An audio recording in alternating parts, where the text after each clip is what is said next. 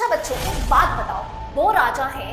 एक राजा जंग के मैदान में उतरता है बंदूक के साथ में, बॉम्ब्स के साथ में, एंड दूसरा राजा अपनी सेना को भेजता है लकड़ियों के साथ में एंड चाकू के साथ में। तो तुम नहीं कहोगे कि दूसरा राजा कितना बेवकूफ है, अपनी सेना की जान को खतरे में डाल रहा है, ये तो ऑब्वियसली हार जाएगा, जबकि दूसरा राजा इतना एडवांस है। तो यही गलती तो तुम लोग कर रहे हो। सीबीएसई तो इतना एडवांस हो चुका है, कॉम्पिटेंसी बेस्ड क्वेश्चंस वो तुम्हें पेपर में दे रहा है, बट तुम अभी भी वो ही पुराने ट्रेडिशनल मेथड पे अटके हुए हो, सिर्फ और सिर्फ एनसीईआरटी रीड कर रहे हो, अपना दिमाग खोल के अभी भी सोच नहीं रहे हो कि एप्लीकेशन क्या है इन चीजों की। इसलिए मेरे साथ इस सीरीज के अंदर जुड़ जाओ, जहां पे हम कॉम्पिटेंसी बेस्ड क्वेश्चंस जो अभी तक आए हैं उनको डिस्कस करेंगे, एनसीईआरटी को एनालाइज करते हुए, और क्या क्वेश्चंस बन सकते हैं एनसीईआरटी में से वो भी देखते जाएंगे, ताकि हम अच्छे मार्क्स स्कोर कर पाए। So without further ado, let's start. तो अब हम देखते हैं कि रिप्रोडक्टिव हेल्थ आखिर होता क्या है। रिप्रोडक्टिव हेल्थ का मतलब होता है फिजिकल, मेंटल, सोशल सारे एस्पेक्ट में पूरी तरीके से वेलबींग होना, उसको हम कहते हैं रिप्रोडक्टिव हेल्थ। अब इसको इंश्योर करने के लिए 1951 के अंदर में फैमिली प्लानिंग प्रोग्राम्स लॉन्च किए गए थे,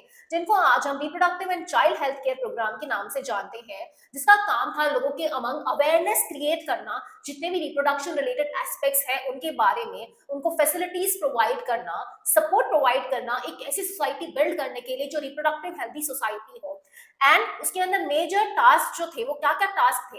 एक तो जो भी गवर्नमेंटल एंड एनजीओज होते हैं, वो ऑडियो विजुअल एड, टीवी की सहायता से, पुराने जमाने में रेडियो की सहायता से, एफएम वगैरह हो गए, प्रिंट मीडिया, पेपर्स वगैरह, इनकी सहायता से क्या करते थे, लोगों को अवेयर करते थे अबाउट रिप्रोडक्शन रिलेटेड एस्पेक्ट्स। हम दो, हमारे दो, कॉन्ट्रासेप्टिव ऑप्शंस, ये सारे एडवर्टाइजमेंट वगैरह उनके अंदर में चलाए जाते थे। पेरेंट्स हो गए, क्लोज रिलेटिव्स है, टीचर्स है, फ्रेंड्स है, इनका भी मेजर रोल होता है कि इन्फॉर्मेशन बच्चों को दें।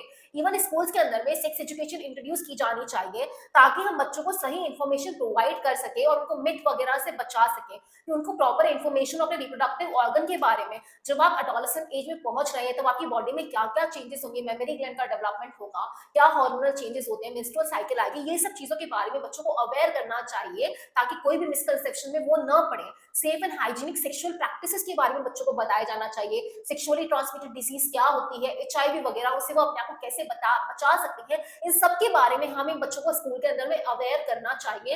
एंड सेक्स एजुकेशन के बारे में बात करते हुए शर्माना नहीं चाहिए, लोगों को एजुकेट करना चाहिए, स्पेशली जो फर्टाइल कपल है, जो शादी की उम्र के अंदर में आ गए हैं, मैरिजेबल एज में आ गए, क्या क्या बर्थ कंट्रोल ऑप्शंस है, कॉन्डम्स है, आईयूडीज है, क्या क्या ऑप्शंस अवेलेबल है।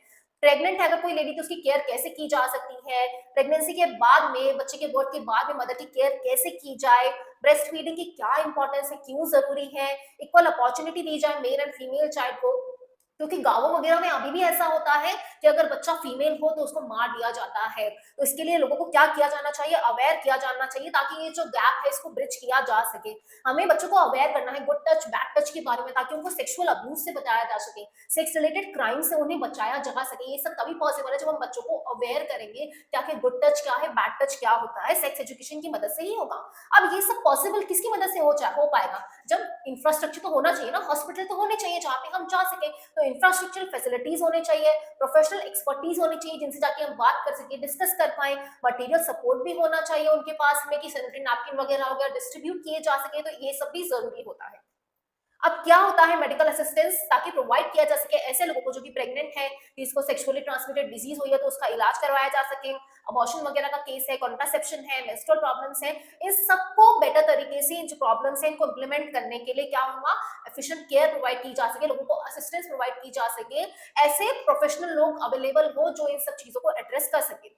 अब एमनियोसिंथेसिस जो होता है उसके ऊपर स्टैट्यूटरी बैन लगाया गया है, क्योंकि बेसिकली एमनियोसिंथेसिस वो टेक्निक है जहाँ पे एमनियोटिक फ्लूइड जो होता है फीटस का, इसको एनालाइज किया जाता है उसके dissolve substance in fetal cells के लिए, ताकि चेक किया जा सके कि बच्चे में कोई भी जेनेटिक डिसऑर्डर तो नहीं है, कहीं उसको सिकल सेल एनीमिया तो नहीं है, हीमोफीलिया तो नहीं है, डाउन सिंड्रोम तो नहीं है, और ये देखने के लिए कि जो बच्चा है वो सर्वाइव कर पाएगा या नहीं कर पाएगा। तो एमनियोसिंथेसिस का मेन काम तो ये था, बट लोग इसको एक्सप्लॉइट करने लगे ये पता करने के लिए जो फीटस है वो मेल है या फीमेल है। तो जब पता लगता कि फीमेल है तो क्या करते, उसको मार देते थे। बालिका वधू सीरियल देखा होगा ना, उसमें भी तो ये था, फीमेल फीटिसाइड था, है ना। तो ये स्टैट्यूटरी बैन इसलिए एमनियोसिंथेसिस पे लगा दिया गया। सहेली कॉन्ट्रासेप्टिव मेथड है जो डेवलप किया सीडीआरआई ने, आगे हम पढ़ेंगे इसके बारे में और। बेटर अवेयरनेस होनी चाहिए सेक्सुअल रिलेटेड मैटर्स से, मेडिकल असिस्टेड डिलीवरीज अब बढ़ने लगी है। पहले के जमाने में लोग घर पे ही बच्चा पैदा कराते थे, अब हॉस्पिटल में कराने लगे हैं। बेस्ट पोर्टल अच्छी पोस्ट नेटल केयर होने लगी है। मदर की डेथ रेट घट गई है, बच्चे की डेथ रेट भी घट गई है हमारे पास में। बहुत कपल ऐसे होगा स्मॉल फैमिली प्रेफर करते हैं, हम तो हमारे दो था, हम तो हमारे एक आ गया। तो डिंग्स वाला कंसेप्ट भी आ गया है हमारे पास में, है ना। बेटर डिटेक्शन एंड क्योर आ गया है सेक्सुअली ट्रांसमिटेड डिजीज के लिए। एंड ओवरऑल मेडिकल फैसिलिटी बढ़ गई है अब सेक्सुअल रिलेटेड स्पेक्स के लिए हमारे पास में। अब जो पॉपुलेशन है वो ग्रो करती ही जा रही है। क्यों इतनी बढ़ती जा रही है? क्योंकि एक तो हमने अच्छी फैसिलिटी प्रोवाइड कर दी है, इस वजह से मैटरनल मोर्टेलिटी रेट, मदर की डेथ रेट घट गई है। इन्फेंट की डेथ रेट भी हमने क्या कर दी, घटा दी है। तो ओवरऑल इंक्रीज हो गया है और रिप्रोड्यूसिबल एज में लोगों का जो नंबर है वो भी बढ़ गया है, इसलिए पॉपुलेशन क्या होती जा रही है, बढ़ती जा रही है। इतनी पॉपुलेशन बढ़ेगी तो क्या होगा, खाने की कमी होगी, जगह की कमी होगी, तो फूड शेल्टर सब चीज के हमारे पास में क्या होने लगेगी, कमी होने लगेगी। इसलिए लोगों को मोटिवेट किया जाता है कि वो कॉन्ट्रासेप्टिव मेथड यूज करें, स्मॉलर फैमिली लगे। एक जमाने में जब आप देखोगे दादाजी आपके परदादाजी को, तो 11 बच्चे 12 बच्चे इतने सारे बच्चे होते थे। अब कितने होते हैं, 2 बच्चे 1 बच्चे या कोई भी बच्चा नहीं होता है ना। तो ये जरूरी है कि उनको कॉन्ट्रासेप्टिव मेथड के बारे में बताया जा सके। अब जो मैरिजेबल एज है उसको भी बढ़ा दिया गया है। फीमेल की 18 ईयर्स कर दी गई है, मेल्स की 21 ईयर कर दी है। जो लोग छोटी फैमिली रखते हैं उनको पैसा वगैरह भी दिया जाता है, अलग अलग गवर्नमेंट इंसेंटिव देती है। तो ये भी एक तरीका है ताकि लोग छोटी फैमिली रखेंगे। अब आइडियल कॉन्ट्रासेप्टिव, कॉन्ट्रासेप्टिव वो होते हैं जिनकी मदद से हम अनवांटेड प्रेगनेंसी को अवॉइड कर सकते हैं। तो एक आइडियल कॉन्ट्रासेप्टिव कैसा होना चाहिए, यूजर फ्रेंडली होना चाहिए, जिसको आप आसानी से इस्तेमाल कर पाओ खुद से ही, इजीली मार्केट में आपको मिल जाए, आप जाओ मार्केट में मिल जाए। ऐसा नहीं कि यूएस से आपको मंगाना पड़ रहा है, जापान से मंगाना पड़ रहा है, ऐसा नहीं है। इफेक्टिव होना चाहिए, रिवर्सिबल होना चाहिए, कि अभी आज बच्चे पैदा नहीं करना चाह रहे हो तो उसको यूज कर ले, कल को बच्चे पैदा करना चाह रहे हो तो वो रिवर्सिबल होना चाहिए। और या तो कोई साइड इफेक्ट होने ही नहीं चाहिए या लीस्ट साइड इफेक्ट होने चाहिए। अगर कोई साइड इफेक्ट होने तो आप क्यों यूज कर दो कोई भी चीज को, है ना। तो लीस्ट या नो साइड इफेक्ट होना चाहिए। किसी भी तरीके से किसी पर्सन की सेक्सुअल ड्राइव या सेक्सुअल एक्ट में इंटरफेयर नहीं करना चाहिए, अदरवाइज लोग उसको काम पे नहीं लेंगे। अब हमारे पास में कॉन्ट्रासेप्टिव मेथड में सबसे पहला आता है नेचुरल मेथड। नेचुरल मेथड में क्या किया जाता है कि ओवम एंड स्पर्म की मीटिंग को अवॉइड किया जाता है नेचुरली, कोई भी केमिकल वगैरह बाहर से हम यूज में नहीं लेते हैं। सबसे पहला मेथड है पीरियोडिक एब्स्टिनेंस। जो 10 से 17th डे होता है मेंस्ट्रुअल साइकिल वाला, जब ओव्यूलेशन होता है जिसको हम फर्टाइल पीरियड कहते हैं, उस टाइम पे आप क्या कर रहे हो, उस टाइम पे आप इंटरकोर्स जो है इसको अवॉइड कर रहे हो ताकि फर्टिलाइजेशन नहीं होता है, क्योंकि ये फर्टाइल पीरियड है। इस तरीके से आप कॉइटस अवॉइड करोगे तो कंसेप्शन प्रिवेंट किया जा सकता है। ये हो गया पहला method, periodic abstinence. Second method आता है विड्रॉल या कॉइटस इंटरप्टस। इसके अंदर क्या है कि कॉइटस के टाइम पे जैसे ही इजैकुलेशन होने वाला हो, मेल पार्टनर अपनी पेनिस को क्या कर लेगा, विड्रॉ कर लेगा वजाइना से। तो इंटर्न क्या होगा, जब इंसेमिनेशन ही नहीं होगा, स्पर्म ट्रांसफर ही नहीं होगा वजाइना के अंदर में, तो फर्टिलाइजेशन नहीं होगा एंड नेचुरली क्या होगा, ये कॉन्ट्रासेप्शन हो गया है। देन आता है हमारे पास में third method, lactational amenorrhoea. Just after parturition, parturition के बाद में क्या होता है, मेमरी ग्लैंड से मिल्क प्रोडक्शन स्टार्ट हो जाता है। वो लैक्टेशन पीरियड होता है जब मेमरी ग्लैंड मिल्क बना रही होती है। तो उस टाइम पे ओवुलेशन नहीं होता है, ओवुलेशन एब्सेंट होता है। जब ओवुलेशन नहीं है तो फर्टिलाइजेशन के चांसेस नहीं रहेंगे। तो वो जो 6 मंथ का जो विंडो पीरियड होता है वो क्या होता है, बहुत इफेक्टिव होता है एज अ कॉन्ट्रासेप्टिव मेथड, क्योंकि जब ओवुलेशन नहीं है तो फर्टिलाइजेशन नहीं होगा उस टाइम पे। तो ये भी क्या है, एक नेचुरल मेथड है हमारे पास में। अब नेक्स्ट मेथड आता है हमारे पास में second method, barrier method. Barrier method आप देख रहे हो, बीच में एक आपने दीवार लगा दी, तो आप ओवा एंड स्पर्म को मीट नहीं करने दे रहे हो, तो ये होता है बैरियर मेथड।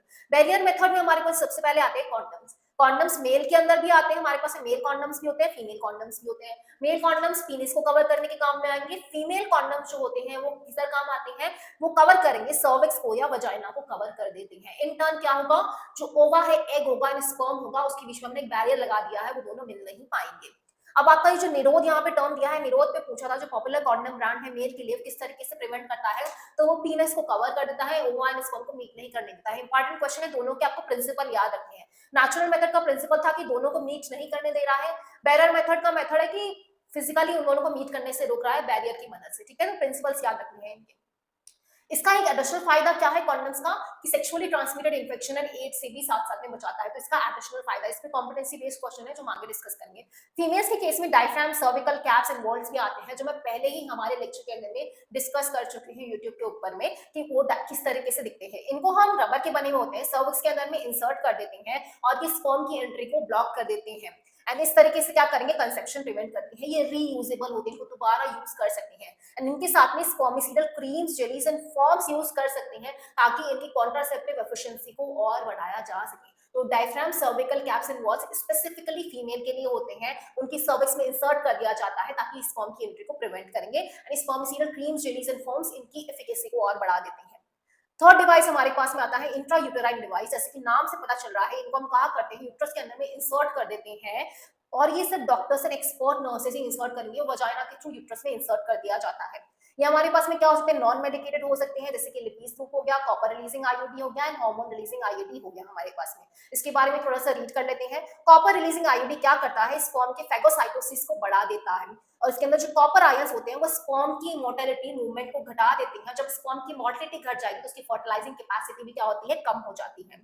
वहीं जब आप हार्मोन रिलीजिंग आईयूडी के बारे में देखोगे तो यूट्रस को अनसूटेबल बना देता है इम्प्लांटेशन के अंदर, क्योंकि एंडोमेट्रियम की लेयरिंग को बहुत थिन कर देता है एंड सर्विक्स को बहुत थिक कर देता है, तो हॉस्टाइल कर देता है स्पर्म के मूवमेंट के लिए। ठीक है, IUD most widely accepted method होता है। मोस्ट वाइडली एक्सेप्टेड मेथड क्या है, आईयूडी है हमारे पास के अंदर में।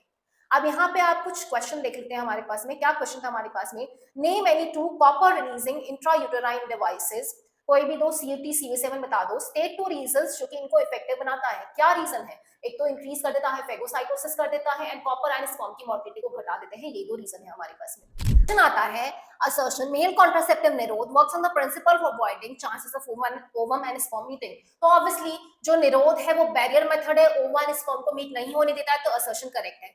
रीजन बोलता है वो थिन रबर या लेटेक्स शीट का बना हुआ होता है, पीनिस को कवर करने के काम में आता है, ये भी सही है। तो both assertion and reason are true and reason is the correct explanation of assertion, है ना, तो ये क्या हमारा आंसर। नेक्स्ट असर्शन रीजन आता है that CUT, CU7, LNG20 are the most widely used copper releasing IUD। देखो यहीं पे गड़बड़ हो गया, LNG20 तो hormone releasing IUD, तो असर्शन गलत है। रीजन है that copper ion in IUD effectively suppress sperm motility and fertilizing capacity of the sperm।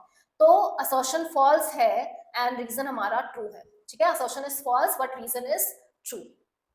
Next हमारे पास में आता है सहेली के ऊपर आता है, जो हम अब आगे पढ़ने वाले हैं। तो यहां तक हमने देख लिया है। अब हमारे पास में ये जो हार्मोन रिलीजिंग आईयूडी थी, हार्मोन रिलीजिंग आईयूडी के बारे में मैं थोड़ा सा और बता देती हूँ। हार्मोन रिलीजिंग आईयूडी के मैकेनिज्म ऑफ एक्शन को इस डायग्राम से समझते हैं। तो ये क्या कर देता है, जो सर्वाइकल म्यूकस है इसको बहुत थिक कर देता है, ताकि सर्विक्स हॉस्टाइल हो जाता है स्पर्म के मूवमेंट के लिए हमारे पास में। और जो एंडोमेट्रियम होती है इसकी लेयरिंग को बहुत थिन कर देता है, तो इम्प्लांटेशन उसके अंदर में नहीं हो पाता है। तो ये दो मोड ऑफ एक्शन होंगे जिससे हमारा हार्मोन रिलीजिंग आईयूडी, हमारा जो है हार्मोन रिलीजिंग आईयूडी वो काम करता है। मोस्ट वाइडली एक्सेप्टेड मेथड है कॉन्ट्रासेप्शन का इंडिया में क्या होता है, आईयूडीज होता है हमारे पास में। अब जब हम ओरल पिल्स की बात करते हैं तो उसके अंदर हम क्या देते हैं, या तो एस्ट्रोजन देते हैं या एस्ट्रोजन प्रोजेस्टेरोन के कॉम्बिनेशन को देते हैं।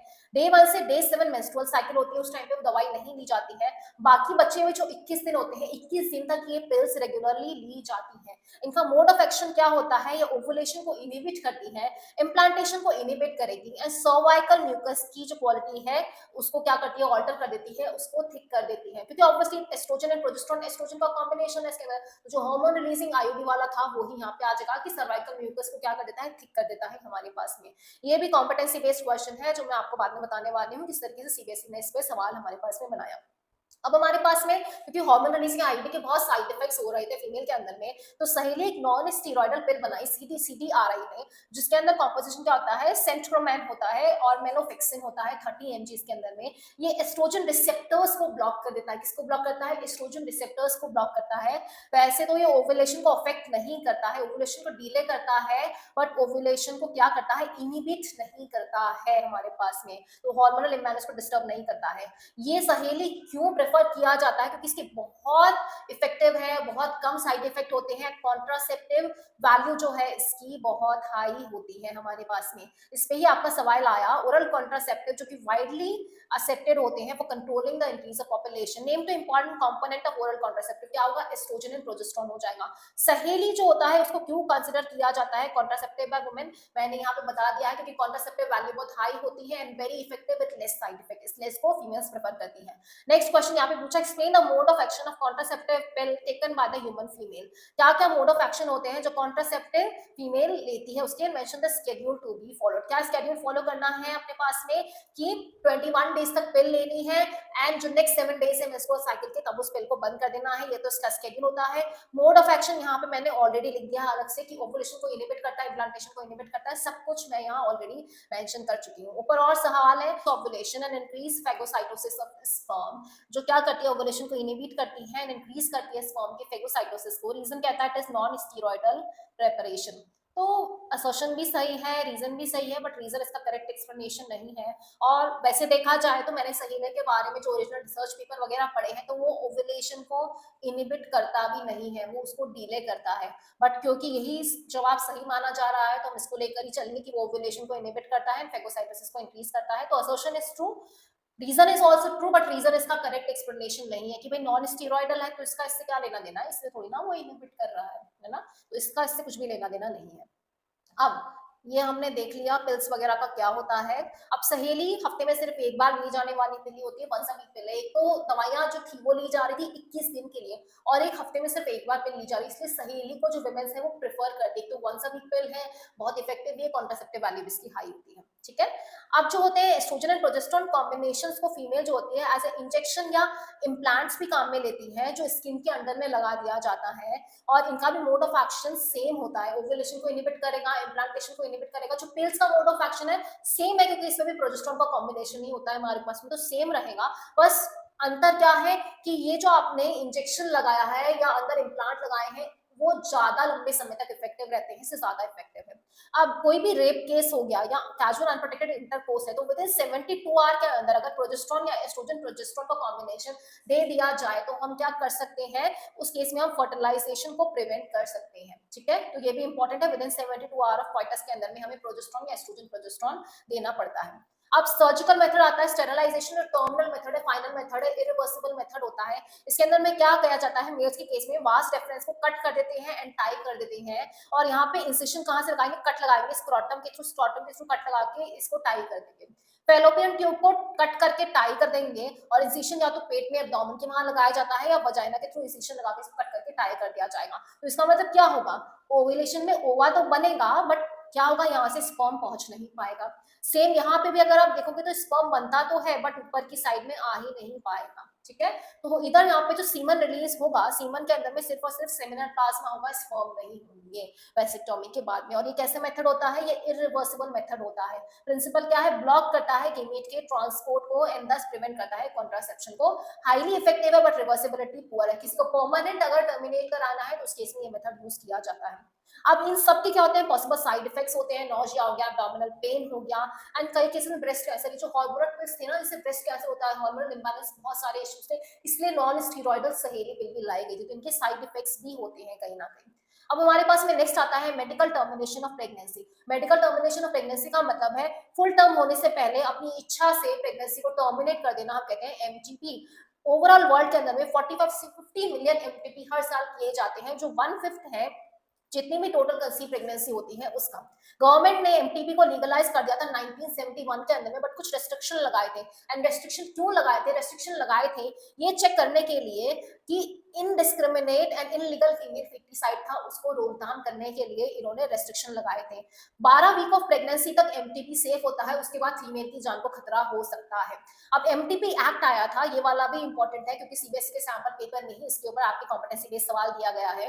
ये एक्ट आया था 2017 के अंदर में। क्यों लाया गया था, ताकि हम इलीगल अबॉर्शन को कम कर सकें एंड फीमेल की जो मॉर्टेलिटी एंड मॉर्बिडिटी, क्योंकि मैटरनल को अगर आप इलीगल अबॉर्शन कर रहे हो तो उसकी डेथ होने के चांसेस रहते हैं, उसमें बीमारियां होने के चांसेस रहते हैं, मॉर्बिडिटी मतलब बीमारियां, तो उनको घटाने के लिए 12 वीक्स ऑफ प्रेगनेंसी तक सेफ होता है। अगर 12 हफ्तों से ज्यादा हो जाते हैं तो 2 रजिस्टर्ड मेडिकल प्रैक्टिशनर के साइन लगेंगे, और वो भी किस बेसिस पे सजेस्ट कर सकते हैं कि एमटीपी की जा सके।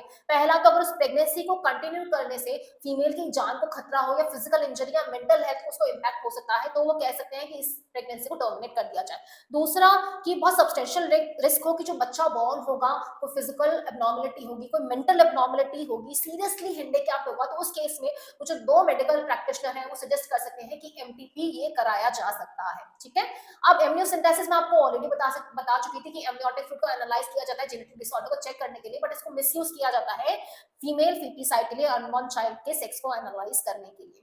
अब ये आपका सवाल है सीबीएसई सैंपल पेपर का इस साल का। इन्होंने बोला suggest a suitable contraceptive device for the following cases. अब आपको डायरेक्ट सवाल नहीं, केस देता है। मोहिनी नाम की एक लड़की है, उसको रिस्क नहीं करना है कंसेप्शन का, उसको प्रेग्नेंट नहीं होना है, सेक्सुअली ट्रांसमिटेड इन्फेक्शन से भी उसको बचना है, तो वो कौन सा कॉन्ट्रासेप्टिव मेथड यूज करेगी। तो ऑब्वियसली जब आप कंसीव भी नहीं करना चाहते हो, एसटीआई से बचाना चाहते हो, तो ऐसा एक ही है जो हमारे पास में condoms. Condoms sexually transmitted infection से भी बचाती है, एज वेल एज आपको प्रेगनेंसी में भी बचाते हैं।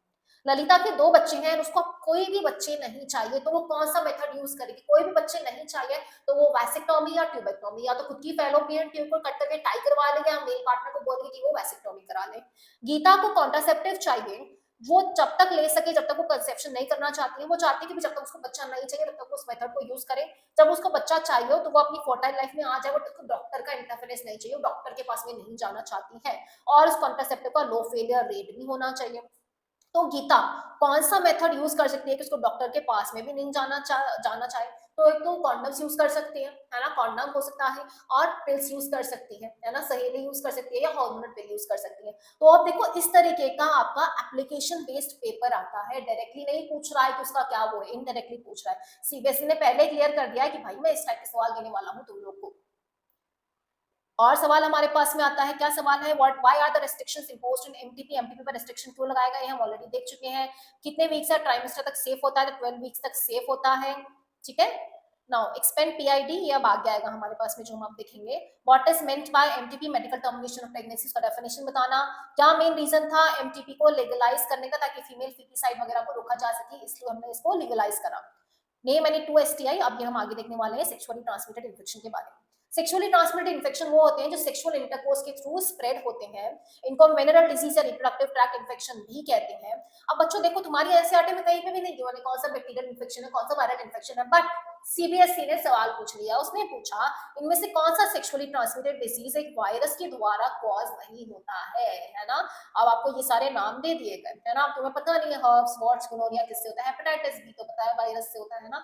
इसलिए मैंने आपको पहले भी लेक्चर के अंदर में बता चुकी हूँ ये सब कौन सी बैक्टीरियल है, कौन सी वायरल है, बट तुमने अगर नहीं देखा होगा तो मैं वापस वो चीज आपको बता देती हूँ। यहाँ पे जो मैंने नोट्स बनाए थे, बैक्टीरिया से होने वाली सेक्सुअल ट्रांसमिटेड डिजीज होती है गोनोरिया, ठीक है, जो नाइजीरिया गोनोरी से होती है। क्लमाइडिया, क्लमाइडोमोनास ट्रैकोमैटिस से होती है, क्लमाइडिया ट्रैकोमैटिस से। सिफिलिस, ट्रिकोनीमा पैलिडम से होती है। ये तीनों बैक्टीरिया से होने वाले डिजीज है। प्रोटोजोन से होने वाला डिजीज है ट्राइकोमोनियासिस। वायरस से होने वाला डिजीज है एचआईवी एड्स, जो हो गया हमारे पास में, एचआईवी वायरस से होती है। हर्ब्स, जो हर्पीस सिम्प्लेक्स वायरस से होती हैं। हेपेटाइटिस बी भी वायरस से होती हैं।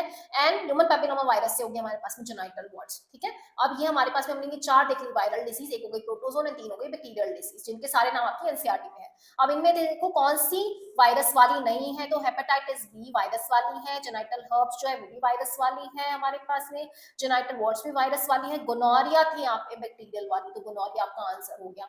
इसलिए ये वाली याद रखना, बैक्टीरिया से होने वाली कौन सी है, प्रोटोजोन से होने वाली कौन सी है, वायरल से होने वाली कौन सी डिजीज। अगर तुमने पहले अटेंड किया होता लेक्चर तो तुमको ऑलरेडी पता ही होगा कि मैम ने ऑलरेडी बता चुकी है, फिर भी वापस हम डिस्कस कर ले रहे हैं इन केस अगर आप अभी फर्स्ट टाइम यहीं पे आए हो तो। Hepatitis B and HIV injection needle वगैरह शेयर करने से भी ट्रांसमिट हो जाती है। ब्लड ट्रांसफ्यूजन से हो जाती है, एक पर्सन से दूसरे पर्सन को इन्फेक्टेड मदर से बच्चे के अंदर भी चले जाती है, ठीक है। इनक्योरेबल कौन सी है, HIV, hepatitis B and genital herpes. इसके अलावा ऑलमोस्ट सबका क्योर कहीं ना कहीं आ गया है हमारे पास में।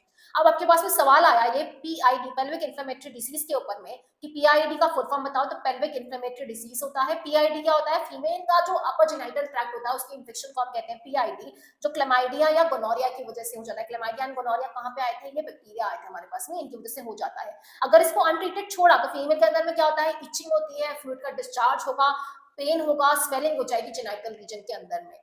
अब अगर एसटीआईस को टाइम से ट्रीट नहीं करते हो तो क्या होता है, अबॉर्शन हो सकता है, बच्चा मरा हुआ पैदा हो सकता है। एक्टोपिक प्रेगनेंसी का मतलब ऐसी प्रेगनेंसी जहां पे एग यूट्रस में फर्टिलाइज होती है, इम्प्लांट होने की बजाय यूट्रस के अलावा बाहर कहीं और इम्प्लांट हो गया, फेलोपियन ट्यूब में इम्प्लांट हो गया, तो बहुत प्रॉब्लमेटिक हो जाता है। ऐसी प्रेगनेंसी को हम कहते हैं एक्टोपिक प्रेगनेंसी। अब ये एसटीआई सोसाइटी के लिए बहुत बड़ा थ्रेट होती है, बर्डन होते हैं हमारी सोसाइटी के अंदर में, और इंसिडेंस सबसे ज्यादा 15 से 24 साल के लोगों के अंदर में होता है, जिस एज में तुम लोग आते हो। अगर अवेयरनेस नहीं होगी तो आप इसके शिकार हो सकते हो। तो क्या अवेयरनेस जिससे आप अपने आप को बचा सकते हो, मल्टीपल पार्टनर्स के साथ में सेक्स अवॉइड करो, हमेशा कॉन्डम्स यूज करो। अगर कोई भी डाउट हो रहा है तुम्हें क्या मुझे बीमारी तो नहीं हुई, तो क्वालिफाइड डॉक्टर के पास में जाओ, प्रोफेशनल्स के पास में जाओ, अपने आप को डिटेक्ट कराओ, एंड ट्रीटमेंट पॉसिबल है तो अपने आप को उससे ट्रीट करा लो, ठीक है। टेबू के अंदर में फंस के अपने आप को नहीं उसके अंदर फंसा देना है। अब इनफर्टिलिटी का मतलब होता है inability to produce child, unprotected sexual intercourse कर रहे हो फिर भी बच्चा नहीं हो पा रहा है, इसको हम कहते हैं इनफर्टिलिटी। बहुत सारे रीजन हो सकते हैं, हो सकता है फिजिकली कोई प्रॉब्लम हो सकता है कंजेनाइटल कोई इशू हो, जेनेटिक कुछ इशू हो, कोई बीमारी की वजह से, कोई ड्रग्स की वजह से, इम्यूनोलॉजिकल या इवन साइकोलॉजी की वजह से भी कई बार लोगों के बच्चे नहीं हो पाते हैं। अब तो हमारे पास पास में असिस्टेड रिप्रोडक्टिव टेक्नोलॉजी आ चुकी है, ऐसी टेक्निक जिनकी मदद से हम कपल्स को मदद कर सकते हैं कि वो बच्चा कंसीव कर पाए। ART असिस्टेड रिप्रोडक्टिव टेक्नोलॉजी में हमारे पास में आता है, जब आप गेमेट्स को यूज करते हो तो हमारे पास में 3 है, GIFT, IUI and ICSI, gamete intrafallopian transfer, IUI intrauterine insemination, ICSI intracytoplasmic sperm injection. जब आप जाइगोट को लैब के अंदर में बना रहे हो और फिर उसको यूज कर रहे हो तो हमारे पास में in vitro fertilisation, zygote intrafallopian transfer and intrauterine transfer, ये सब शॉर्ट फॉर्म मैंने यहाँ पे लिख दिया क्योंकि इस पे ऑलरेडी आपका क्वेश्चन आ चुका है, एक्सपेंड द एब्रिविएशन, तो ये सवाल आया था इसलिए मैंने एक बार अलग से यहाँ पे फुल फॉर्म्स आपकी लिख दी है। ठीक है, अब हम वन बाय वन इन सबको पढ़ेंगे कि इनके अंदर होता क्या है। आपसे एक और सवाल पूछा गया कि असिस्टेड रिप्रोडक्टिव टेक्नोलॉजी के बेसिक स्टेप्स बताओ। असिस्टेड रिप्रोडक्टिव टेक्नोलॉजी के बेसिक स्टेप्स में हमारे पास में सबसे पहले आता है, ओवरी को स्टिमुलेट करते हैं ताकि वो ज्यादा एग्स बनाए, फिर उन एग्स को फीमेल से निकाला जाता है, मेल से स्पर्म कलेक्ट किए जाते हैं, दोनों को लैब में फर्टिलाइज किया जाता है, फिर जो एम्ब्रियो होते हैं उनको पेट्री प्लेट के अंदर में कल्चर किया जाने दिया जाता है, डिवाइड करके दिया जाता है और फिर उन एम्ब्रियो को फीमेल के अंदर में ट्रांसफर करते हैं। ये देखो यहाँ पे मैंने आईवीएफ का प्रोसीजर बताया है, ओवरी को स्टिमुलेट करके फीमेल से एग कलेक्ट करें, मेल से स्पर्म कलेक्ट करें, इन दोनों को यहाँ पे फर्टिलाइज किया गया, यहाँ पे जाइगोट बन गया, जाइगोट को लैब के अंदर कुछ दिन तक डिवाइड करने दिया गया। जब जाइगोट 8 ब्लास्टोमियर तक का है तो उसको हम ट्रांसफर करते हैं फेलोपियन ट्यूब, जिसको हम कहते हैं जाइगोट इंट्राफेलोपियन ट्रांसफर, क्योंकि हमने जाइगोट को फेलोपियन ट्यूब के अंदर ट्रांसफर करा है। अगर 8 ब्लास्टोमियर से ज्यादा बन जाते हैं उसके अंदर में तो उसको हम यूट्रस में डायरेक्टली ट्रांसफर करते हैं, इसको हम कहते हैं इंट्रायूटेराइन ट्रांसफर। इसको हम इन विट्रो फर्टिलाइजेशन क्यों कह रहे हैं, क्योंकि ये बॉडी के बाहर हो रहा है, लैब के अंदर में हो रहा है, इसलिए हमने इसको कहा इन विट्रो फर्टिलाइजेशन। इसको हम टेस्ट ट्यूब बेबी प्रोग्राम भी कहते हैं, क्योंकि हम बॉडी के बाहर लैब में या तो पेट्री प्लेट में या टेस्ट ट्यूब के अंदर में फर्टिलाइजेशन करते हैं, इसलिए इसको हम टेस्ट ट्यूब बेबी प्रोग्राम भी कहते हैं। तो ये सारे सवाल आपके यहाँ पे ऑलरेडी आए हुए हैं कि इनके फुल फॉर्म्स क्या होते हैं, एमनियोसिंथेसिस पे बैन क्यों लगाया गया है, 2 रीजन बताओ, ये सारी एब्रिविएशंस के फुल फॉर्म बताओ, है ना, इनमें से कौन से आईवीएफ प्रोसीजर नहीं होता है, ये मैं अभी आपको पूरा जीआईएफ समझाऊंगी, फिर आप अपने आप आंसर कर पाओगे। एआरटी को हम क्या क्या स्टेप्स होते हैं मैंने ऑलरेडी लिख दिए, इसको टेस्ट ट्यूब बेबी प्रोग्राम क्यों कहते हैं ये भी हम ऑलरेडी डिस्कस कर चुके हैं। नेक्स्ट हमारे पास में आता है गेमीट इंट्राफेलोपियन ट्रांसफर। जब हम गेमीट इंट्राफेलोपियन ट्रांसफर को देखते हैं तो एक ऐसी फीमेल जो एग बना सकती है, उसकी बॉडी से हम एग ले रहे हैं, बट उस फीमेल के अंदर में कुछ प्रॉब्लम है, फेलोपियन ट्यूब ब्लॉक है, कुछ और इशू, जिस वजह से वो क्या करती है, कंसीव नहीं कर पा रही है। तो डोनर फीमेल से हमने एग कलेक्ट करे, डोनर मेल से हमने स्पर्म कलेक्ट करे, ठीक है, दोनों को हमने क्या करा, एक ऐसी फीमेल सरोगेट मदर के अंदर में हमने ट्रांसफर करा जो उसको सुटेबल एनवायरमेंट प्रोवाइड कर सकती है फर्टिलाइजेशन के अंदर में। तो surrogate mother suitable environment provide कर पा रही है तो उनके अंदर में फर्टिलाइजेशन होगा और बच्चे का फर्दर डेवलपमेंट होता है। तो ये हुआ गेमीट इंट्राफेलोपियन ट्रांसफर, क्योंकि हम गेमीट्स को फेलोपियन ट्यूब के अंदर में क्या कर रहे हैं, ट्रांसफर कर रहे हैं सरोगेट मदर की, जहां पे उसका फर्टिलाइजेशन होता है। ठीक है, नेक्स्ट हमारे पास में आता है इंट्रासाइटोप्लाज्मिक स्पर्म इंजेक्शन, जहां पे हम स्पर्म को डायरेक्टली क्या कर रहे हैं, इंजेक्ट कर दे रहे हैं ओवा की साइटोप्लाज्म के अंदर में। ये किस केस में किया जाता है हमारे पास में, जब सीवियर मेल इनफर्टिलिटी है, जब मेल के अंदर में स्पर्म काउंट या मोटिलिटी बहुत कम होती है, तो हम स्पर्म को डायरेक्टली ओवा के अंदर में इंजेक्ट कर देते हैं, इसको कहते हैं इंट्रासाइटोप्लाज्मिक स्पर्म इंजेक्शन। अब आईसीएसआई और जो आईवीएफ था दोनों में डिफरेंस क्या है, आईवीएफ में नॉर्मल मेल इनफर्टिलिटी थी, आप स्पर्म को ओवा के अराउंड छोड़ देते थे पेट्री प्लेट के अंदर में, नेचुरली उनके अंदर फर्टिलाइजेशन होता था, बट यहाँ पे आप ओवा को पाइपेट की मदद से पकड़ के उसके अंदर में डायरेक्टली स्पर्म इंजेक्ट कर रहे हो, तो इसका सक्सेस रेट ज्यादा है as compared to the success rate of conventional IVF. ठीक है, तो याद रखना है आईसीएसआई किस केस के अंदर में किया जाता है, due to inability of male, जब स्पर्म काउंट जो होता है वो बहुत कम होता है, उस केस में होता है। जब मेल पार्टनर इनएबिलिटी हो, स्पर्म काउंट बहुत कम हो, तो हम एक और टेक्निक यूज करते हैं, जिसको हम कहते हैं आर्टिफिशियल इंसेमिनेशन। आर्टिफिशियल इंसेमिनेशन में क्या किया जाता है, जो हस्बैंड है या डोनर है वहां से हम क्या करते हैं, सीमन को डायरेक्टली कलेक्ट करेंगे, क्योंकि स्पर्म काउंट बहुत कम है मेल के अंदर में, तो हम सीमन को कलेक्ट करेंगे और उसको हम आर्टिफिशियली इंट्रोड्यूस कर देंगे, या तो वजाइना के अंदर में या यूट्रस के अंदर में। इसको हम कहते हैं intra uterine insemination of the female, IUI technique. यहाँ पे आप देखोगे तो आपसे एग्जाम में पूछा गया कि IUI एंड IUT में क्या अंतर होता है। ठीक है, तो इंट्रायूटेराइन इंसेमिनेशन हमने क्या करा, जब स्पर्म की मोटिलिटी बहुत कम है तो हमने स्पर्म को ऑब्टेन करा, उनको वॉश करा, स्पर्म को कॉन्सेंट्रेट करा, उनकी मोटिलिटी बढ़ाई और उन स्पर्म को हमने ट्रांसफर कर दिया फीमेल के अंदर में, यूट्रस के अंदर में। ठीक है, फर्टिलाइजेशन का साइट कहाँ होगा, फीमेल की बॉडी के अंदर में ही होगा, फेलोपियन ट्यूब के अंदर में। जबकि इंट्रायूटेराइन ट्रांसफर था, आईवीएफ का एक स्टेप था। इंट्रायूटेराइन ट्रांसफर में क्या हो रहा था हमारे पास में, हमने फर्टिलाइजेशन कहाँ पे कराया था, बॉडी के बाहर लेबोरेटरी के अंदर में कराया था, है ना, यही तो था ना यहाँ पे जो मैंने आपको डायग्राम दिखाया। कि आपने फर्टिलाइजेशन कहाँ कराया, लैब में कराया, जब 8 से ज्यादा ब्लास्टोमियर होगा यूट्रस में आपने ट्रांसफर कर दिया। तो इंट्रायूटेराइन इंसेमिनेशन के अंदर में आप स्पर्म को ट्रांसफर कर रहे हैं, जो कि इंट्रायूटेराइन ट्रांसफर में आप जाइगोट को ट्रांसफर कर रहे हो उनके अंदर में। इसकी कॉस्ट ज्यादा होती है, आईयूटी की कॉस्ट हमारे पास में क्या होती है, ज्यादा होती है। ठीक है, अब क्या होता है हमारे पास में बहुत सारे इमोशनल रिलीजियस सोशल फैक्टर्स है जो एक डेटरेंट है, एक बाधा है अडॉप्शन प्रोसेस के अंदर में। इंडिया के अंदर लोग अडॉप्ट नहीं करना चाहते हैं बच्चों को इसकी वजह से, इवन दो हमारा लॉ परमिट करता है लीगल अडॉप्शन के लिए। बेस्ट मेथड अगर आपको बच्चे नहीं हो पा रहे हैं तो, क्योंकि असिस्टेड रिप्रोडक्टिव टेक्नोलॉजी बहुत महंगा होता है, हर कोई उसको अफोर्ड नहीं कर सकता है। तो अब देखो ये इतनी सी जो लाइन थी इस पे आपका सवाल आया। असर्शन बोला the laws of a country permit legal adoption and it is one of the best method. तो असर्शन सही है। रीजन बोलता है इमोशनल रिलीजियस सोशल फैक्टर्स, कोई भी बाधा नहीं है, ये तो गलत है। असर्शन टू है, रीजन फॉल्स, क्योंकि इंडिया के अंदर में इमोशनल रिलीजियस सोशल फैक्टर्स ही सबसे बड़ी रुकावट होते हैं। एक्सप्लेन आईयूटी एंड आईयूआई, तो आपको यहाँ बता देना है दोनों में क्या क्या डिफरेंस है, इंट्रायूटेराइन इंसेमिनेशन क्या होता है, इंट्रायूटेराइन ट्रांसफर क्या होता है, ये आपको यहाँ पे बता देना है। और क्या सवाल आए हैं हमारे पास में, ये सारे सवाल हम ऑलरेडी देख चुके हैं। अब इसमें पूछा which one of the following is not considered as a procedure of IVF. IVF था इन विट्रो फर्टिलाइजेशन, लैब में फर्टिलाइजेशन हो रहा था।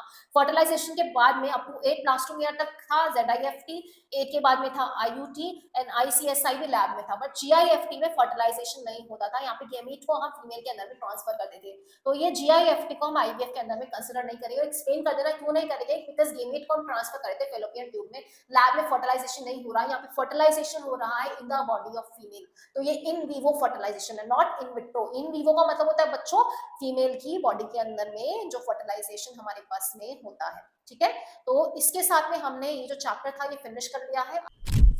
तो अब हम कुछ कॉम्पिटेंसी बेस्ड क्वेश्चन डिस्कस कर लेते हैं जो सीबीएसई ने खुद ने इशू करे हैं। अगर लेक्चर्स पसंद आ रहे हैं तो चैनल को लाइक करो, सब्सक्राइब करो एंड दूसरों के साथ भी शेयर करो, ताकि मुझे भी मोटिवेशन मिले इतनी मेहनत करने के लिए। और ये जो भी पीडीएफ मैंने खुद ने बनाए हैं नोट्स, ये सारे मैं टेलीग्राम पर भेज दूंगी, तो डिस्क्रिप्शन में जाके टेलीग्राम ग्रुप को ज्वाइन कर लो, परेशान होने की कोई जरूरत नहीं है ना। तो चलो हम सॉल्व करते हैं अपने ये कॉम्पिटेंसी बेस्ड क्वेश्चंस जो कि सीबीएसई ने इशू करे हैं हमारे पास में। सबसे पहला सवाल हमारे पास में आता है, इनमें से कौन सा इंडिकेटर है रिप्रोडक्टिव अनहेल्दी सोसाइटी का। तो हमारे पास सबसे पहला ऑप्शन ये आ गया, इन्फेंट मोर्टेलिटी रेस में इंक्रीज होना। तो हमें पता है बच्चे की अगर डेथ रेट इंक्रीज हो रही है तो वो एक अनहेल्दी सोसाइटी का सिंबल है, पूरा पढ़ने की जरूरत ही नहीं है। एमनियोसेंटेसिस एक मेडिकल लीगल प्रोसीजर है जहाँ पे एमनियोटिक फ्लूइड को एनालाइज किया जाता है। इसमें से पूछ रहा है कौन सा इंपॉर्टेंस है एमनियोसेंटेसिस का, क्यों जरूरी होता है डिस्पाइट द बैन। तो हमें पता है जेनेटिक डिसऑर्डर को डिटेक्ट कर सकते हैं, इसलिए एमनियोसेंटेसिस हमारे पास में जरूरी होता है। अब आपको असर्शन एंड रीजनिंग दी है, वो यहाँ आपको बताना है। असर्शन बोलता है पीरियोडिक एब्स्टिनेंस नेचुरल मेथड है, जहाँ पे डे 10 से डे 17 आपको क्या करना है, इंटरकोर्स अवॉइड करना होता है, एकदम सही है। रीजन बोलता है क्योंकि ओवुलेशन मिडिल में होता है मेंस्ट्रुअल साइकिल के, इसलिए ठीक है। असर्शन भी सही है, रीजन भी सही है, और रीजन इसका करेक्ट एक्सप्लेनेशन है, तो ये सही है, 1 मार्क आ गया। नेक्स्ट आता है medical termination of pregnancy act. देखो मैंने बताया था ना एक्ट पढ़ना क्यों जरूरी है, 2017 बताता है कि प्रेगनेंसी को कुछ ग्राउंड्स पर टर्मिनेट किया जाता है with in first 12 weeks of 1 registered practitioner. अगर 12 हफ्तों से ज्यादा आ जाए तो हमें 2 रजिस्टर्ड मेडिसिनल प्रैक्टिशनर्स की जरूरत पड़ती है। अब ये कौन से 2 ग्राउंड है, क्या 2 ग्राउंड थे बच्चों जो मैंने आपको एमपीपी एक्ट में साइड में बताए थे। एक तो था कि अगर मदर की जान को खतरा हो, और दूसरा था कि बच्चे में अगर सीवियर क्या हो सकता है, सीवियरली हैंडिकैप्ड हो सकता है, मेंटल प्रॉब्लम हो सकता है, फिजिकल हो सकता है, तो हम इसको टर्मिनेट कर सकते हैं। ठीक है, नेक्स्ट है question number 106, state whether each of the following statement is true और फॉल्स। आपको बताना है कि ये दोनों स्टेटमेंट सही है या गलत है, और जस्टिफाई करना है। All contraceptive have the added advantage of protection against sexual transmitted disease. क्या सारे कॉन्ट्रासेप्टिव मेथड का एडिशनल एडवांटेज होता है कि एसटीडीज से बचाता है? नहीं, सबका नहीं होता है। ठीक है, सिर्फ कॉन्डम्स है हमारे पास में जो एसटीआई से भी बचाते हैं, हमारे पास में आईयूडीज भी नहीं बचाती है, पिल्स भी नहीं बचाती है। तो आप ये जस्टिफाई कर दो कि पहले बता दोगे कि नहीं फॉल्स है ये वाला स्टेटमेंट, और फिर जस्टिफाई कर दो कि पिल्स एंड आईयूडीज जो होते हैं सिर्फ कॉन्ट्रासेप्टिव मेथड है, सेक्सुअली ट्रांसमिटेड इन्फेक्शन से नहीं बचाते हैं। नेचुरल बर्थ कंट्रोल मेथड के नेग्लिजिबल साइड इफेक्ट होते हैं, एकदम सही है, क्योंकि नेचुरल बर्थ कंट्रोल मेथड में हम कोई केमिकल नहीं यूज करते, कोई हार्मोन, कोई पिल्स नहीं है, इसलिए इनके साइड इफेक्ट हमारे पास में नहीं होते हैं, एकदम ट्रू है। Next question, as a volunteer for creating sexual health awareness in rural area, तुम एक वॉलंटियर हो जो गांव के अंदर में सेक्सुअल हेल्थ की अवेयरनेस क्रिएट करने गए हो। तुम्हें बोला गया कि तुम एक पोस्टर बनाओ जिसमें बर्थ कंट्रोल ऑप्शंस को हाईलाइट किया गया जो मेल्स के लिए अवेलेबल है। तुम्हें बोला कि तुम एक ऐसा पोस्टर बनाओगे जिसमें मेल्स के लिए कौन कौन से बर्थ कंट्रोल ऑप्शंस अवेलेबल है वो तुम्हें बताने हैं। तो अब तुम बताओ तुम कौन से 2 कंट्रासेप्टिव मेथड है जिसमें नेग्लिजिबल चांस है फेलियर के, उनको आप उस पोस्टर पे ड्रॉ करके बताओगे, और उसके साथ साथ में आप उसको वर्किंग प्रिंसिपल भी बताना है। है ना, तो बताओ कौन से 2 मेथड है जो आप बताओगे। पहला मेथड तो हो गया कॉन्डोम्स बैरियर मेथड, जो इसका नेग्लिजिबल चांस ऑफ फेलियर है। इसका बेसिक प्रिंसिपल आप बताओगे कि ओवा एंड स्पर्म की मीटिंग को रोकता है, सेक्सुअली ट्रांसमिटेड इन्फेक्शन से भी बचाता है। सेकंड कॉन्ट्रासेप्टिव मेथड आप बता दो कि सर्जिकल मेथड हो गया आपके पास में वेसेक्टोमी, बट ये क्या होगा हमारे पास में इरिवर्सिबल होता है, इसको भी हम परमानेंट मेथड की तरह यूज कर सकते हैं। तो ये 2 मेथड आप बता सकते हो मेल्स के लिए जो अवेलेबल है ना। इंटरेस्टिंग, अब समझ आया कॉम्पिटेंसी बेस्ड सवाल किस तरीके से होते हैं। और क्वेश्चन हम देखते हैं। क्वेश्चन आता है which of the following method of ART, इनमें से कौन सा एआरटी का मेथड मोर वायबल प्रोसेस है प्रेगनेंसी का वुमेन आफ्टर मेनोपॉज। मेनोपॉज के बाद में क्या एआरटी काम का रहेगा या नहीं रहेगा, ये सवाल का जवाब तुम लोग मुझे कमेंट सेक्शन में बताओगे। नेक्स्ट क्वेश्चन है वैसेक्टोमी परमानेंट कॉन्ट्रासेप्टिव मेथड है जहां वास डिफरेंस को कट करके टाई कर दिया जाता है। एकदम सही बोल रहा है, यहाँ पे कट करके टाई करा है। इनमें से क्या चीज वैसेक्टोमी प्रिवेंट करता है, क्या यूरिन की एंट्री को प्रिवेंट करता है, नहीं। क्या स्पर्मेटोजेनेसिस को रोक देता है, नहीं। स्पर्म का फॉर्मेशन तो होगा। रिलीज ऑफ स्पर्मेटोजोन स्पर्म डक्ट्स या फिर प्रोस्टाग्लैंडिन के सिक्रीशन को रोकता है, नहीं रोकता। तो ऑप्शन नंबर सी आपका करेक्ट ऑप्शन होगा, मैंने बताया भी था समझाते टाइम पे। ठीक है, फ्री रिस्पांस क्वेश्चन है। Write down 3 veg by which an adult human can contract HIV. HIV कैसे कॉन्ट्रैक्ट कर सकता है, sex with multiple sexual partner, blood transfusion, mother से बच्चे को जा सकता है, इन्फेक्टेड नीडल सिरिंजेस से जा सकता है ना। अब आपको यहाँ पे क्या दे दिया बच्चों, देखो यही केस बेस्ड क्वेश्चन था हमारे पास में, कॉम्पिटेंसी बेस्ड क्वेश्चन। आपको बोला है ओरल कॉन्ट्रासेप्टिव पिल का पिक्चर दे दिया, ठीक है ना। आपको बोला है एलएनजी, अब तुम्हें नाम ही नहीं याद एलएनजी कौन सा पिल था, तुम क्या मोड ऑफ एक्शन उसका बताओगे। आपको बताना चाहिए कि ये वाला जो एलएनजी है ये कैसा था, अपने पास में हार्मोन रिलीजिंग आईओडी था हमारे पास में। तो कौन से 2 रिप्रोडक्टिव प्रोसेस ब्लॉक कर रहा था, किसको ब्लॉक कर रहा था, ये यूट्रस को अनसुटेबल बना रहा था इम्प्लांटेशन के लिए, एंडोमेट्रियम को पतला कर रहा था, सर्विक्स को हॉस्टाइल कर रहा था। तो यही चीज यहाँ पे बतानी है, बट तुम लोग पिक्चर देख के घबरा जाते हैं। एक पेशेंट ने पिल लिया 1 महीने के लिए, 21 दिन तक वो पिल खाता है। देखो इस पिक्चर पे गिवन है 21 दिन तक पिल खानी है, 7 दिन का गैप है। तो ये बोल रहा है 7 दिन का गैप क्यों लिया, क्योंकि 21 दिन जब वो पिल खाना बंद करेगा 21 दिन के बाद में तो उसकी मेंस्ट्रुअल साइकिल रिपीट हो जाएगी, ठीक है। और मेंस्ट्रुअल साइकिल के बाद में ओव्यूलेशन होता है, इसलिए हम 21 दिन पिल लेते हैं, 7 दिन पिल नहीं लेते हैं मेंस्ट्रुअल साइकिल के टाइम पे। Would you recommend her to use oral pill shown above as the only contraceptive? अच्छा, पेशेंट एक सस्पेक्ट करता है कि उसका पार्टनर हेपेटाइटिस बी से सफर कर रहा है, एक्स को शक है कि उसकी पार्टनर को हेपेटाइटिस बी है। इस सिचुएशन में क्या तुम उसको बोलोगे कि सिर्फ तुम ओरल पिल्स यूज कर लो, तुम्हें तो हेपेटाइटिस बी नहीं होगा अपने पार्टनर से, तो ये तो गलत हो गया ना, क्योंकि ओरल पिल सिर्फ और सिर्फ कॉन्ट्रासेप्टिव मेथड है, ये सेक्सुअली ट्रांसमिटेड इन्फेक्शन से प्रोटेक्ट नहीं कर पाते। तो तुम डॉक्टर हो, तुम उसको कहोगे अपने पार्टनर पे शक है तो कॉन्डोम्स भी यूज करो अपने आप को बचाने के लिए। तो आपके आंसर को आप इस तरीके से रीजन दे दोगे कि कॉन्डोम जो ओरल पिल्स है वो सेक्सुअली ट्रांसमिटेड इन्फेक्शन से प्रोटेक्ट नहीं करते हैं, तो मैं उसको सजेस्ट करूंगा कि वो कॉन्डोम्स यूज करें। क्या ऑल्टरनेटिव कॉन्ट्रासेप्टिव मेथड सजेस्ट कर सकते हो, तो मैंने ऑलरेडी बता दिया है कि कॉन्डोम यूज करें। ठीक है, नेक्स्ट क्वेश्चन आता है based on the site of fertilisation state one difference between IUT and IUI, जो मैंने आपको ऑलरेडी लेक्चर के अंदर बता दिया आईयूटी एंड आईयूआई में क्या डिफरेंस होता है। साइट ऑफ फर्टिलाइजेशन आपको पता है, आईयूटी का कहां पे होता है, लैब के अंदर में होता है, आईयूआई का फीमेल के फैलोपियन ट्यूब में होगा। सारी असिस्टेड रिप्रोडक्टिव टेक्नोलॉजी के अंदर रिक्वायरमेंट होती है कि फीमेल गेमेट को एक्सट्रैक्ट किया जाए ओवरी से, ये स्टेटमेंट सही है या फॉल्स है।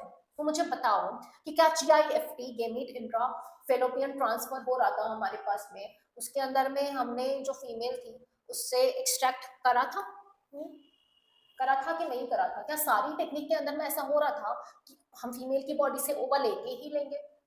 इसका जवाब तुम मुझे बताओगे कि ये ट्रू है या फॉल्स है, और इसका रीजन भी आप मुझे बताओगे कि अगर ट्रू है तो क्यों है, अगर फॉल्स है तो क्यों है, कमेंट सेक्शन में बताओगे आप। अब आपको state one characteristic each of donor and recipient reproductive system जो जीआईएफटी के अंदर होता है, जो मैं बता चुकी हूँ कि डोनर एबल होनी चाहिए कि वो ओवा प्रोड्यूस कर पाए, एंड जो सरोगेट मदर है वो एबल होनी चाहिए कि वो सुटेबल एनवायरनमेंट प्रोवाइड कर पाए फर्टिलाइजेशन के लिए, है ना। तो ये हमारे पास में कुछ और कॉम्पिटेंसी बेस्ड क्वेश्चंस थे जो हमने इस चैप्टर से देखे। तो हम ये चैप्टर पूरी तरीके से कंप्लीट कर चुके हैं बच्चों। डेफिनेटली अगर आप इसको एक और बाहर रिवाइज कर लोगे, प्रैक्टिस करोगे, आपके 100 मार्क्स कहीं भी नहीं गए, अभी तक पास नहीं हो रहे तो पास तो डेफिनेटली होगे। और मैं आपके लिए एक मैराथन वीडियो लेके आ रही हूँ, इसमें पूरा सिलेबस इस तरीके से कवर करेंगे, आप इस बार बहुत अच्छी मार्क्स लेके आने वाले हो बायोलॉजी में। तो चैनल को जल्दी से लाइक करो, सब्सक्राइब करो एंड दूसरों के साथ भी शेयर करो। Thank you.